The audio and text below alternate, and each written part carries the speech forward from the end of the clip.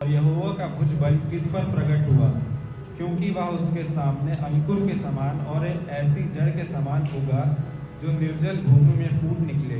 सुखाई हुई उस स्थान पर बाहर गया जो कोमरी का स्थान कहलाता है। यीशु ने खून बहाया था, पापों से मुझको बचाया था, जख्मों को मेरे अपनाया था, शैतान को उसने हराया था।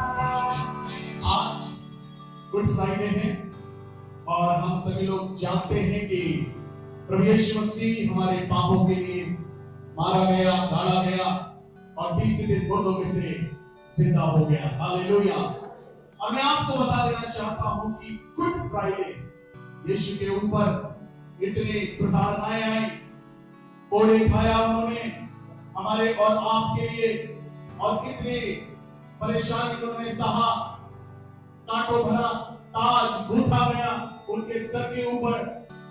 और जिस प्रकार वचन आप लोग जानते हैं कि कैसे प्रभु यीशु मसीह के हाथों में कीलें ठोकी गई और कैसे उन्होंने दुख सहा, तो हम कैसे कह सकते हैं कि ये गुड फ्राइडे है? ये गुड फ्राइडे इसलिए है कि मैं आपको बता दूं, आज के दिन मैं आपको बता देना चाहता हूं, मौत हार गई थी। हालेलुया। आज के दिन मृत्यु को हमारे प्रभु यीशु मसीह ने हरा दिया। क्यों वही करता? देखिए, सदूकी, फरीसी, शास्त्री, महायाजक और याजक ये गलत नहीं थे। ये क्या कर रहे थे? ये मनुष्यों ने जो रीति को बनाया है, ये उस रीति को फॉलो कर रहे थे। और यीशु को बार बार वो यही कहते, तो क्यों शब्द के दिन करता है? कई बार तो लोगों अरे अगर तुम्हें चंगा होना है तो और दिनों में आया करो, शब्द के दिन में कोई काम नहीं होगा यहां पे। हालेलुया। लेकिन यीशु भी क्या करता था मालूम है? यीशु शब्द के दिन ही बड़े बड़े आश्चर्य कर्म करता था, जिससे धर्म के ठेकेदार ज्यादा जल जाते। और यीशु को क्रूस पर चढ़ाने का मुख्य दो ही कारण है। पहली बात तो यीशु शब्द के दिन में आश्चर्य कर्म करता था, और दूसरी बात जिसको यहूदी किसी कीमत पर स्वीकार नहीं कर सकते थे, वो कहता था कि मैं परमेश्वर का पुत्र हूं। उनका कहने का मतलब यह है, हम तो ढूंढ रहे हैं उत्पत्ति से लेकर मलाकी तक, अभी तक हमको पता नहीं है परमेश्वर का पुत्र आएगा, कब आएगा। ये आकर के बोलता है कि ये परमेश्वर का पुत्र है। यूहन्ना रचित सुसमाचार उसका 6 से 8 के बीच में जब आप पढ़ेंगे तो वहां पर एक बार क्या हुआ, यीशु ने कहा, इससे पहले कि अब्राहम हो मैं हूं। उसने पाप को जो हमारा था अपने ऊपर ले लिया।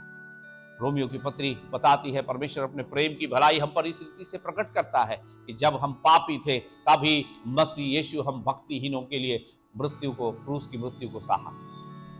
Hallelujah, hallelujah. लेकिन अब भी यीशु क्या बोल रहा है? हे पिता, तूने मुझे क्यों छोड़ दिया? पिता की मजबूरी थी, क्योंकि उसको अपने काम को करना है। उसका काम क्या है?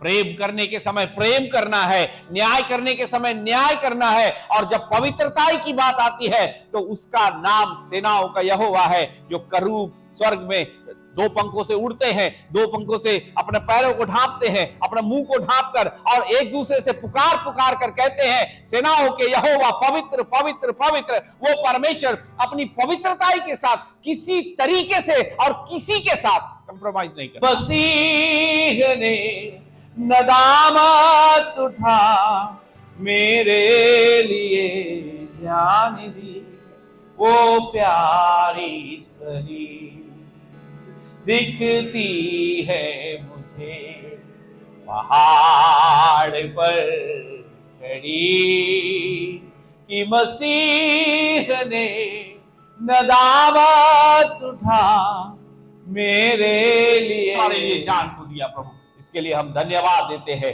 प्रभु, आज के दिन बहुतों के जीवन को तू बदल दे, बहुतों के जीवन को तू छू ले, उनकी बीमारियां दूर हो जाए, उनके बंधन टूट जाए, उनके अधिकार, अंधकार के अधिकार खत्म हो जाए, और केवल यीशु तेरी महिमा उनके जीवन में होने पाए।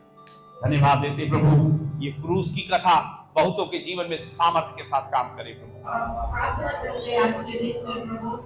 जितने प्रभु यीशु मसीह ने हमारे पापों के लिए हमारे पापों से हमारे उद्धार के लिए जितना कुछ अपने शरीर में आत्मा में कष्टों को सहा है प्रभु, आज हम प्रार्थना करते हैं हमारी कलीसिया में उपस्थित हर एक जन को प्रभु हम आपके हाथों में सौंपते और चाहते हैं आज वो सामर्थ्य प्रभु जो क्रूस पर आपने प्राप्त की वो हमारे लोगों को भी दीजिए प्रभु।